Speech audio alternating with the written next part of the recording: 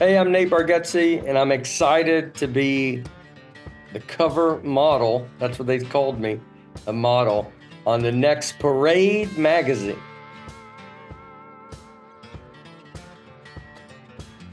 Can you tell me a little bit about what you have coming up next? We have a holiday Christmas special that is shot at the Grand Ole Opry. You know, it's kind of like a old school live Christmas special, kind of variety show, some sketches, some musical guests and stuff like that. You know, there's not a lot of stuff like that on TV anymore, and I still think people like that and, you know, want that, and that stuff feels a little bit more authentic. What I can gather when I do stand-up is like, you know, you just kind of like the live moment of it all, or the fact that you're all in a room together and all this. So I'm excited to do that. We have that coming out, and then I have my next special, Your Friend, Nate Bargatze, at Christmas Eve on Netflix. I went and saw you live at Radio City Music Hall, and your dad opened for you. And Yes. Not only, I was very excited to see his magic. He is a little bit more of a comedian as well, but he also came back out on stage and thanked the crowd and talked about how proud he was of you, and he cried and we all cried. Is he gonna be featured in your special or as part of your holiday special? Yeah, we have ideas. He'll be there. We're still figuring out like what it's going to be, but he will definitely be something part. He's kind of a part of everything. And it seems like you have a great community. Who inspires you? What other comics inspire you? I mean, it's a bunch. You know, I mean, like Brian Regan was a big one for me. Jerry Seinfeld were big comics for me that when I came up, you know, wanting to do what they do. What is your morning routine that leads to all of your success? And most of the CEOs that we talk to are like, I get up at 4:30 in the morning and then I do a Zumba class. But what does your morning routine look like? It's not that. I don't have one. I need one. I would love to talk to you about morning routines. I want to find one. I think, because I've been trying to find one, because, you know, it's you see CEOs and they're like, they get up and they do this exact same thing. I don't think I'm ever going to be I don't mind getting up early. But I'm not a get up early and like, you know, I can't imagine being in a Zumba class within 10 minutes of being awake. So I'm trying to figure out my morning routine. I think about it every day, actually. And where it's like, I just need to get up and do this and that and this. So I don't really have one yet, but I read a lot about them. And you know what? I'm going to go watch all your interviews. Do you have a pre-performance routine? Something you do to get in the right state of mind? The only one that my wife and daughter, they would tell me to be funny. I call them before every show. Or whether they're there or if they're not there, I've talked to them before. Talked to my wife and now my wife or daughter before every show, and they say, be funny. And is that why your live tour right now is called the Be Funny Tour? Yes, yeah, it was exactly that. What is next? You want to be a senator? What's on the agenda? I mean, I kind of have an idea. Nateland with the company, I want to make entertainment that kind of is along the lines of my stand-up. I know I'm a clean comedian that people can watch with their grandparents to their 12-year-old.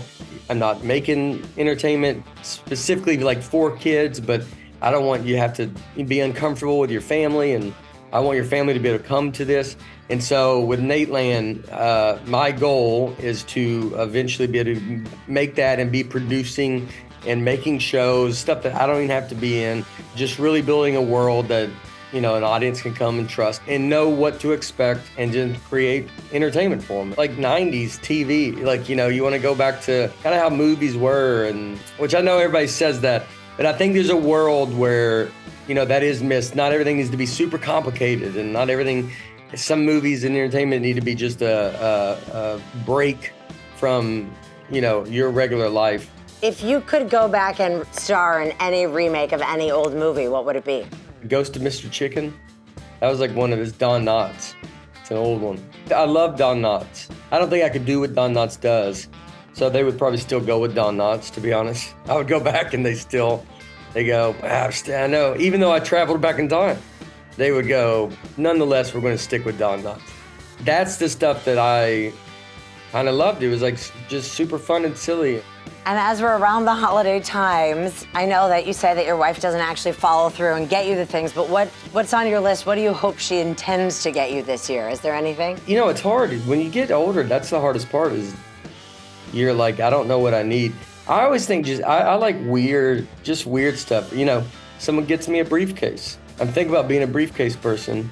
I'm trying it out right now. I don't mind it. Looks like that's CEOs have that. So that looks like that. And you're about to write a book. Authors have briefcases. Authors have briefcases. I mean, my morning routine's a mess, but I have a briefcase sitting right there.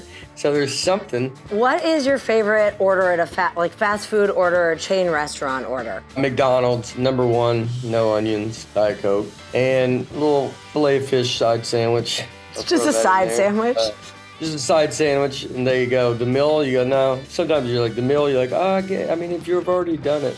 That's pretty much my go-to. I actually had McDonald's last night at this hotel, which is DoorDashing at a hotel is embarrassing. You're like, let me meet you in an alley. I don't want these people seeing this. I've got a big problem. Or is Walmart still your favorite store? Yeah, it's never not that long ago that I went to a Walmart. Now it's like a lot of ordering to your house and stuff. Walmart's fun. It's kind of got everything. Nice walk around, a nice Walmart. I love walking around a mall. I could be a mall walker. See them. It's probably a good morning routine, actually. To get there, show up early, go walk with these people in this mall, and then start the day. What was the best and worst financial decisions you made as you started to capitalize on being so funny? I got a golf simulator at my house. And was that the best or the worst? I think it's probably both. No, but it's the best. It was the best. But what I did was, what I liked that I did is there was a spot in our backyard I added on a room and made it like a mother-in-law suite, and then put my golf simulator in there. And I was telling my wife, I go, when we sell the house, we will be able to sell it because it has its own separate insurance and stuff.